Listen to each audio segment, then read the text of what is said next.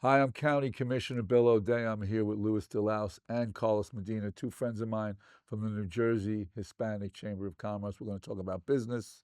We're going to talk a little bit about some of the problems we're dealing with from the business community with ICE and the federal government, and then all the great things that you guys do and how important it is if you're a minority business to get certified in programs that you can take advantage. Carlos, give us a little background on when you started and how you guys started. Sure. The chamber was started in 1989. Then Governor Tom Kean reached out to Daniel Hara, our founder, and a couple other small chambers and asked them to combine and become one stronger chamber, which they did. Forward, I got involved about 15 years ago. Dr. Hara became very ill and ultimately passed away, so I became chairman. Since we were in financial precarious times, I didn't take any salary for about 10 years, wanted to get the organization strong on its footing. And today we're the largest chamber by membership at about 7,000 members in the state. Really just kind of drinking out of a fire hose, I say, because Hispanic businesses are starting at such a rapid pace and they have so many needs that we're constantly connecting dots, providing educational services. Access to capital is very important for our members, and access to new markets. So we're just constantly being their Rolodex, being their lawyer, their rabbi, their priest, just helping them. We use the hashtag familia because we really act like a family, just helping one another. So we don't forget to do that. How does a business contact you, and what do they have to do to become a member? Sure. Check out SHCCNJ.org. And we just revamped the website, so you'll see a lot of information on becoming a member. Many of our events are free. We're not very strict about being a member, but some events are only member only. So if you're not a member, you risk not being able to participate in that event. As long as you don't take the old line from Groucho Marx, which was, I would never belong to a club that would have me as a That's right. member, everybody's fine. Louis, tell me about when you got involved and how you got involved. Well, Carlos recruited me during the financial crisis without telling me how bad the situation was. But no, the approach was different. I was focused on helping really small businesses, especially micro businesses. 90% of the businesses in New Jersey happen to be micro businesses with less than 10 full-time employees, most of them located on main streets. And the idea was to add to the focus that the chamber used to have, this group or new group of individuals that they were looking for services. And we focus on access to capital, access to new markets, access to networks, and since the pandemic, the digital gap. Many of our members, they only access internet on a cell phone, and when the county or the state offer a grant, it's really hard to apply and submit the documents on a cell phone, and we try to assist them with that. When we talk about access to new markets, the government is the biggest customer in our economy. Right. That's why procurement is really important for us. And the best way for us to start that process is with the municipality, with the county, in order for us to be able to get to the state and hopefully one day doing business with the federal government. And the Hudson County was the one who helped us to develop that, because they, instead of us looking for opportunities, when we presented to the business opportunity office here in the Hudson County, they did extra efforts to find like opportunities for the services that our members offer, and that helped us. In order for us to secure a government contract, we need to have experience and we need to have capacity, and without the experience, is no possible for us to access to a bigger contract. Sure. Starting at some point is really important for us and for our members. And when we talk about access to new markets, it's also because those businesses that only focus on the natural market, when things happen in the economy, they suffer most. Sure. They struggle, and this is the right time to talk about it, because they are down almost 40% on sales. Wow. So we're going to get into that later. So just to take a couple of steps back. So in my day job, I run a nonprofit economic development company based in Elizabeth. I administer on behalf of the city and urban enterprise zone. You reminded me of COVID. We had a great challenge during COVID, and we came up with dollars like a week after the shutdown. But assisting a lot of those businesses in filling out EDA applications, even local and county applications, because one of the businesses were closed. Two of those individuals had digital or technology challenges. Tell me some of the way, not only from the COVID perspective, but just generally how you help that, because often EDA, when they have grants or programs, it's a race, right? You got a race, and whoever gets in gets in. And if I don't have a professional helping me, I may get lost in the shuffle. Yes, we are very grateful. We always say that helping those government agencies to spend money help us to relieve stress. Yes. Now, the way that we did it is we did a lot of webinars where we teach the people about the opportunities, and we schedule sessions to guide them through the process. Basically, we mock one application, and we have 100 people on the webinar, and we say, okay, the first step is put your name, your address, your day of birth. One. Now, the even with that, we realized that not everybody was capable of doing that.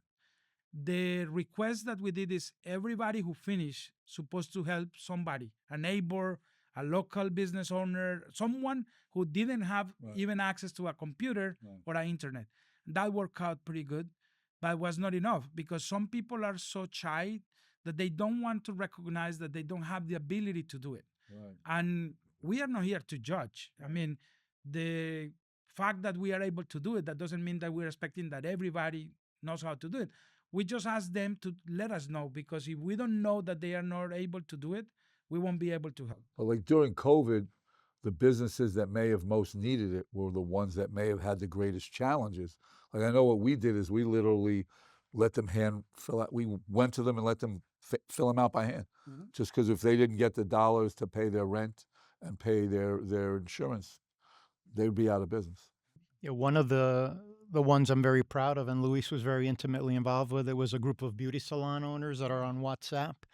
So we helped one of them, fill out the application, but then she kept on helping the other beauty salons. So it was a beautiful thing. We were no longer part of the picture, but we probably assisted close to 500 members with the PPP loans. Yeah, we did. Exactly. And we did a lot. We did a lot of that, and those were lifesavers, right? Exactly. And Hudson County and other counties and some municipalities like Elizabeth, they contact us with just to asking for help to promote those services, and we did it in Spanish. 60% of the Latino small business owners, they have the ability to speak in English, but they will prefer to learn new subjects in Spanish. And we provide that information. Many of our classes are bilingual. That way people can choose what language they will prefer. Some of them, they will prefer to do it in English because they want to practice. Some of them, they will prefer to do it in Spanish because they want to make sure that what they learn is what they understood. But yes, we did that. Also, when someone let us know that they are not able to do it because of they don't know how to write, or they don't know how, any challenge, we try to do it ourselves, but in many cases we partner with other non-profits or government agencies like the SBDC, like some of the local community partners, to make sure that they are able to do it, because many of them, they are not only business owners, but they are families that belong to those places. And yes, we try to help as much as we can. And during COVID, both the county first, and then we got Jersey City. In the county, I just took the Elizabeth model because we had federal dollars just to set aside, whether they were 10,000, 15,000, just for those local businesses, because the PPP helped, but sometimes it took longer to get those dollars back. Then they literally had to just keep somebody from kicking them out of the. I wanted to get into the area now of why to get a business certified as an MWBE. So I'm a huge advocate of promoting from government opportunities, and you mentioned this in your opening, with minority women business enterprises. Some local governments make it relatively easy to get certified. Port Authority, State of New Jersey, much more challenging. I also at EDC am kind of a liaison to the Port Authority in opening up opportunities, whether they're from suppliers, vendors, or contractors. Why is it important, one, for them to, and two, how are you able to assist them? Uh, the first thing is that it's a requirement for some agencies to make sure that they do the outreach to minorities. But the biggest or the most important thing is that they want to serve the communities that they belong to. Right. If we are 30% of the population, they want to make sure that we have access to a 1% of the opportunities, right? Because we don't want to just pay taxes. We want to benefit from the taxes that we pay. But the other thing is because it's also important that those companies that are minorities also contract people from the communities where they practice or they offer their products or services. Now, what we do, thanks to the help of the counties, the state, and the private companies, is we help them to go through the process in how to get certified. Certifications, right. Since the pandemic in the state of New Jersey, you only need one process to get all the certifications. But many of the individuals, they are not able to complete that process. Right. We guide them step by step until they are able to secure the certification. Some of them, they are women, they are veterans, they are LGBTQ plus, Right. they could be African Latinos, and they can qualify for all the minority certifications just with an application. And since the pandemic in the state of New Jersey is free. Also, the state of New Jersey is the first state that certified LGBTQ plus businesses. And the first one in the state happened to be here in Jersey City. Is a Cabani restaurant not far away from I remember. Cost, how about accessing capital? So one of the most difficult, right? Two things, because I deal with it on a day-to-day basis. Just operating capital, right? Difficult to get to. And then on larger projects, the challenge of getting capital, the banks sometimes have gotten a lot tighter, right? If you don't have a relationship with a bank now, good luck in getting dollars. And unfortunately, during COVID, we found out that many of our members didn't have relationships. So when you did the PPP loan, members were priority. Correct. So we were able to call, some banks. We were very aggressive. We said, "Hey, we got a member at XYZ Bank. You got to help them." So we were able to intercede there. We work with CDFIs, community development, financial institutions. We work with a lot of nonprofits. We have a Meet the Lenders event several times a year where we'll have a panel of traditional bankers, community bankers, and then some of the CDFI types just to constantly help members. But we're very aggressive in the sense that we'll take you and your business plan and we'll help you run it. I mean, there was a gentleman, Senor Sangria. It took him like 3 years. He got rejected for the loan year one, but we kept on saying, "No, you missed this." And we would review the whole package with him. We're very hands-on, or we'll hire a CPA to sit with them because sometimes bringing the horse to water isn't enough. No, and it's a challenge. You gotta nudge them. It's a challenge, and I think from the CDFIs and the nonprofits, you've got to let them be a little more lenient in understanding the nature of certain businesses don't fit into a cookie cutter description. But if you look at how long they've been in business and now they're looking to expand, they're successful.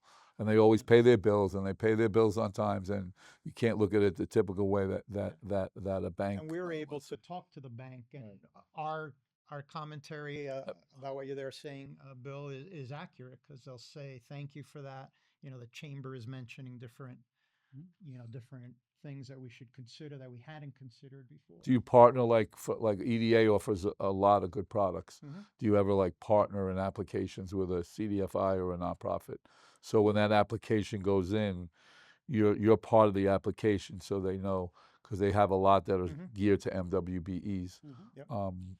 Many of the programs, we say that we are the president, unofficial presidents of the fan club of the NJDA. There you go. Well, I might be the co-president. Because every time that they have a program, even like in some cases, they reach out and they ask for information, or they want to make sure that they are helping the community, right?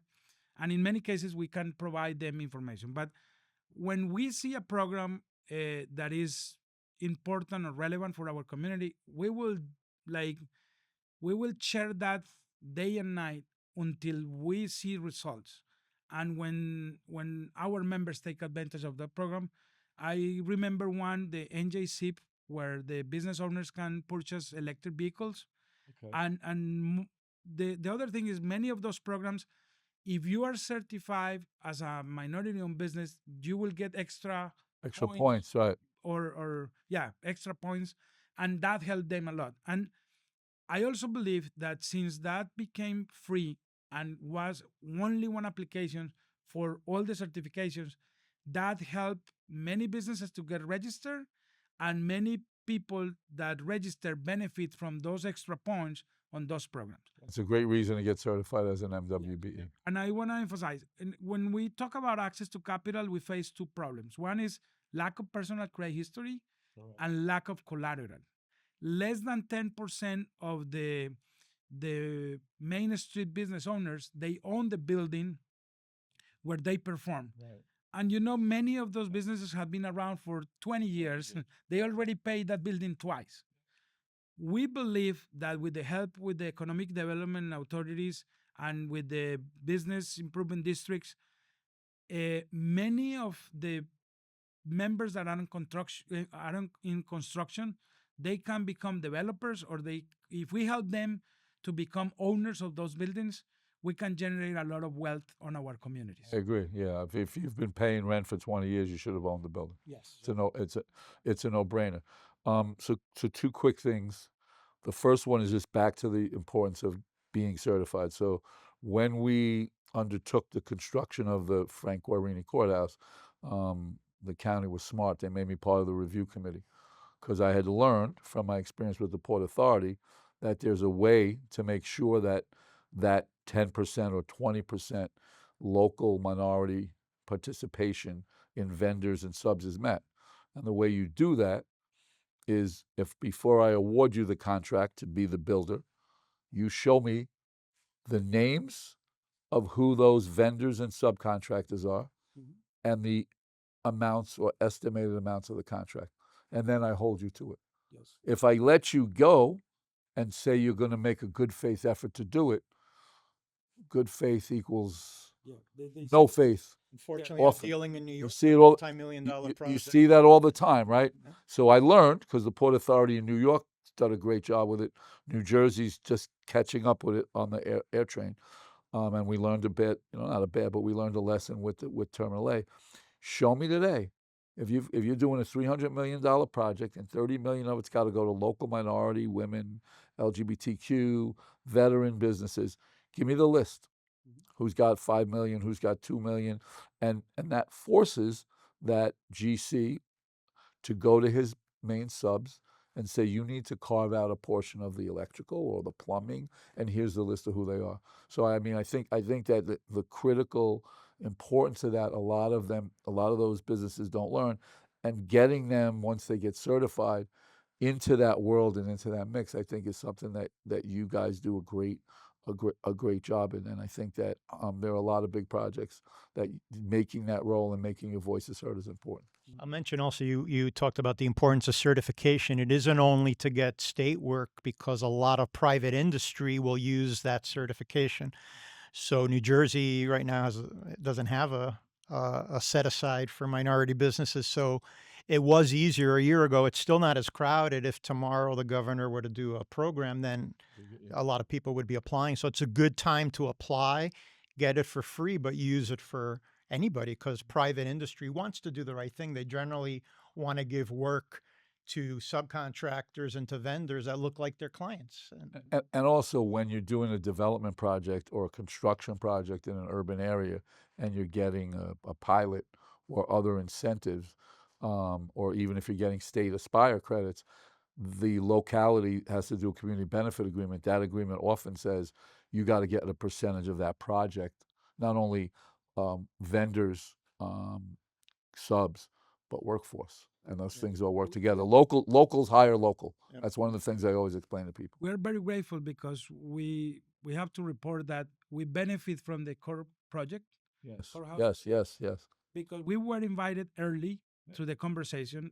We came to many meetings, and one of our members that she does post-construction cleaning, she was too small for one of the post-construction cleaning jobs, but she was suggested to consider another contract to provide like cleaning supplies to their project, and she received that. But the most important thing is that we were included, and you also mentioned that doing the self-certification is not enough because we really want to make sure that the people, like the general contractor, do a real effort. And we always tell the general contractors or the agencies that if they refer those opportunities to us, we will make sure. And we don't have a problem. We will refer to other chambers of commerce, the Punjabi, the Asian, the Chinese, the veteran, like any other, the Pride Chamber, any other minority chamber, to make sure. And in case that we are not able to find any member, we can report back to the prime contractor and say, you know what, find whatever you want, because we cannot provide that specific service. But we are the ones who can certify that we did that effort. And when we refer someone, we refer a business owner that is capable, that has experience, that has bonding capacities, and they have enough experience to make sure, because our business model is based on our reputation. We want to make sure that if we refer a member to an entity, that member will make us look good. And we've had instances where we tell that GC or that developer that you may need to find a way to take some subs under your sub GC for bonding. So I don't want them to use that bonding requirement as an exclusion, because a lot of the smaller minority contractors and subs, the cost and the ability even to get that bonding is difficult before they've done a couple of jobs. So I think that getting it in early, and if you come and say, well, we have two, but you kind of need a $2 million bond and they don't have the ability to get it, we come back and tell the GC, you tell your electrical or your plumbing sub, you need to put them under your bond. And you can do that, and if that's a cost, then we build that cost into it. Yeah, that's one of the classes we teach. We do a bonding class to help alleviate that. I also want to mention all these programs. We talked about Hudson County and the fact that there have been an anchor to our training programs. The 1 year the state did not fund our training program, and we went to, at the time, Freeholder Maldonado and yourself. You were both freeholders with Michelle Richardson.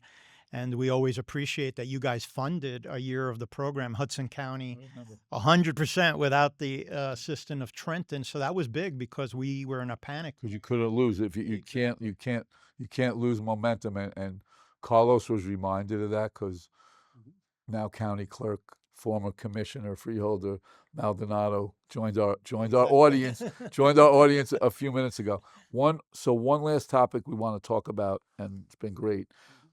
You mentioned it early. Businesses are suffering a 40% decline, in great part about what's going on with ICE. I mean, that's the fact of the matter, right? What are you guys doing? And then I think more importantly, the need to have a real discussion about an issue, right? So no one, right? They create two extreme positions, and they only tell you could take one or the other. So no one has ever proffered, even within sanctuary cities, of protecting a person who's wanted for a violent criminal offense, right? No one, right? But that's what's proffered to it. But as you say, and then you pointed out an example, if you could talk about it, there are instances where 50 people are taken, 30 of them, it turns out they should have never even taken them to begin with.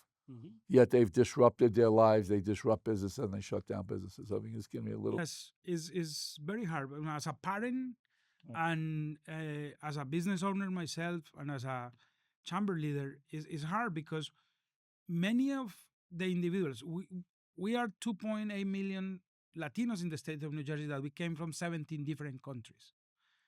Latinas start businesses 6 times faster than any other ethnic group. And being an entrepreneur is the best way that we have to overcome poverty. But many of those businesses are really small businesses. Many of them, they started out at the living room or at the kitchen, and they moved to Main Street. Now, a lot of people are afraid to go to Main Street. A lot of people are afraid even to go to church because they are afraid that they can be mistakenly taken away from families. And for that reason, people decide not to go out, not to shop, and start saving just in case something happens. And that's what is hurting a lot of business. You know, it's a different pandemic, Yes. right? We went through COVID, which was a certain level of pandemic where fear kept people in their homes, kept people out of. I didn't criticize my pastors, but when we had COVID, I was like, we got to have faith. There's got to be a way to keep our churches open. But that fear, right, caused people to not go shop. In some cases, they weren't allowed to. And now, in a different sense, what's going on with ICE and the extreme position of, people, I know people have been in this country 20, 25 years. The kids have gone through school with my kid or go to school with my grandson. And yet, they live in this fear of what's going to happen if one day they go to a store and ICE shows up because either there's one bad actor there or they just got told to go there. You told me the point, it could be a competitor. So I have the same kind of business as somebody 4 doors down. I found out that, hey, whatever it was, their work visa expired. Whatever their visa was expired. They make this seem like everyone came in under the cloud of night. We know that a large majority are individuals that came here legitimately with visa, and then the visas just expired.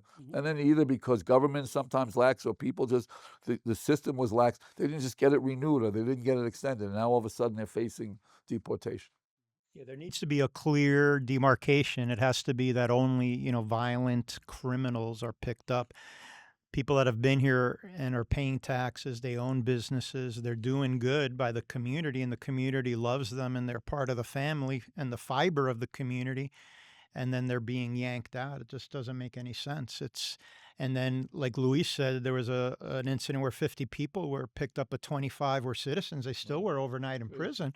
So you're disrupting a whole community, and it's only a Black and brown community that's getting disrupted. So it's killing small Hispanic businesses when we're just getting over COVID, which Hispanic businesses, I would argue, saved the economy because we were the ones that stayed open. We were the hospital workers, we were the restaurant workers, the kitchen workers. So we just got back from saving the economy, and now there's another attack on our specific economy. So it's tough to be a Hispanic business. There has to be change. These folks from ICE have to be identifiable. I can't believe that. Yeah, it's insane. Yeah, right. To do something. It brings back memories from 80, 90 years ago in other parts of the world and things that happened. Exactly. The other interesting fact is that this is focused on Hispanics right now, but the majority of the current immigration, especially to New Jersey, is not necessarily from Latin America.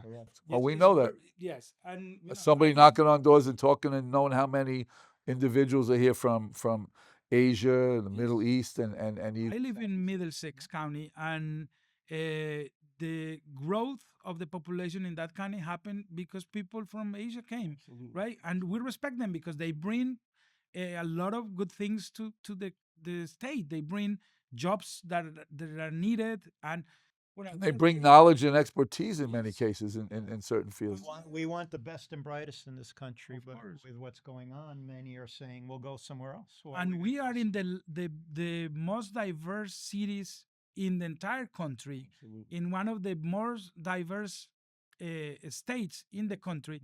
And the main reason because the state of New Jersey and New York were able to attract the FIFA World Cup was because diversity. Like those are great things. We will be able to attract. We do a really good job telling the rest of the world that this is the promised land.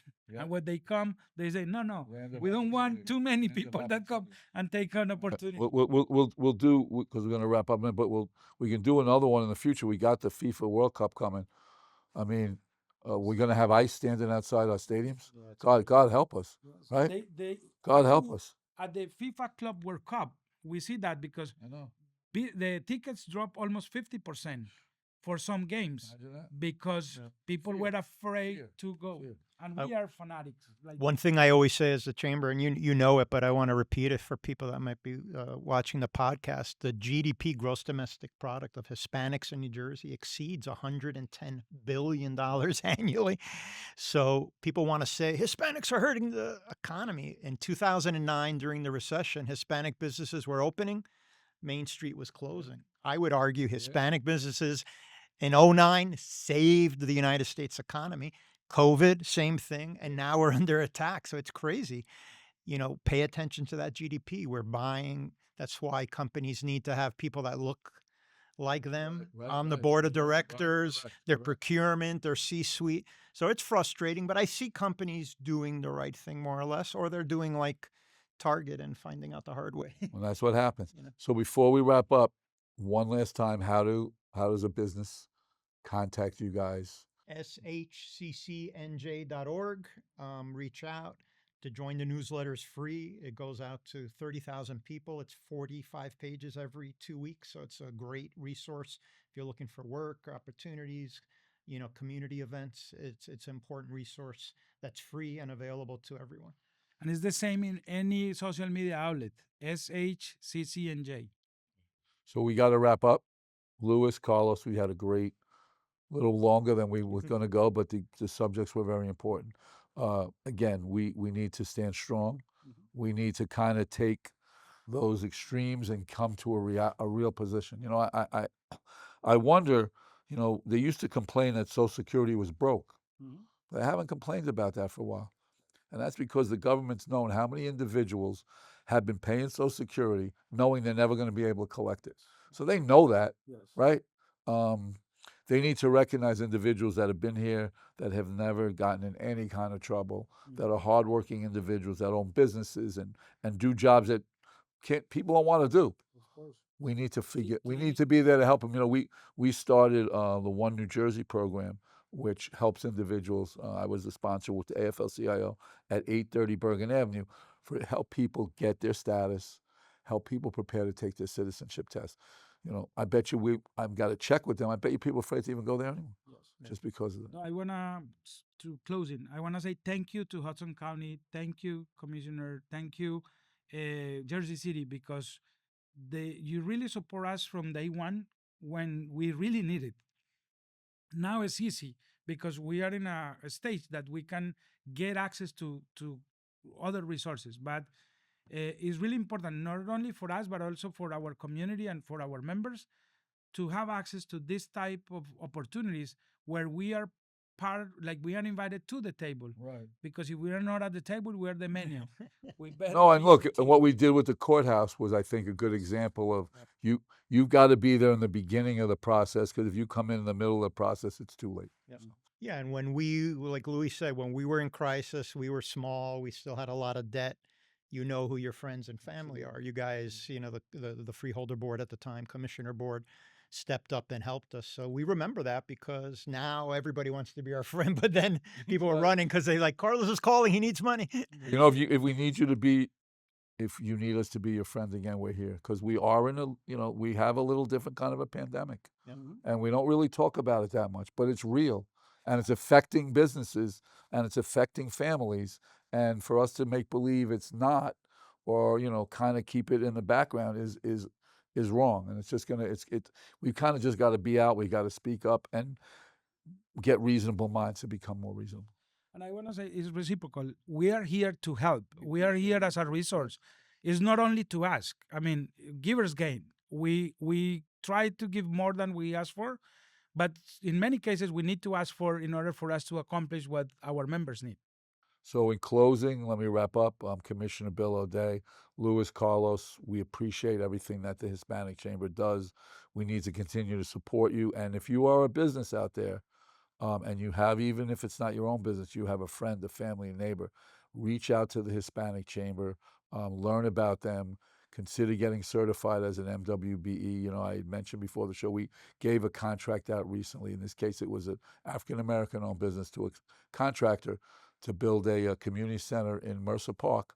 And the guy saw the guy last night at an event. He's the happiest guy in the world. And for years, he's been trying to get that opportunity, and now he's got that opportunity. And you don't need to be Hispanic and you don't need to speak Spanish to come to us. you go. We are welcome everybody. Yes, because like we do have members of other communities that they are smaller than us, Right. that we welcome, and we became mentors of other chambers, the other minority chambers, because we don't want them to spend the type of energy and time that we spend. Don't trying to don't make reinvent. better- Yeah, don't reinvent the wheel. If I want to do so, if you want to do, I've learned long ago.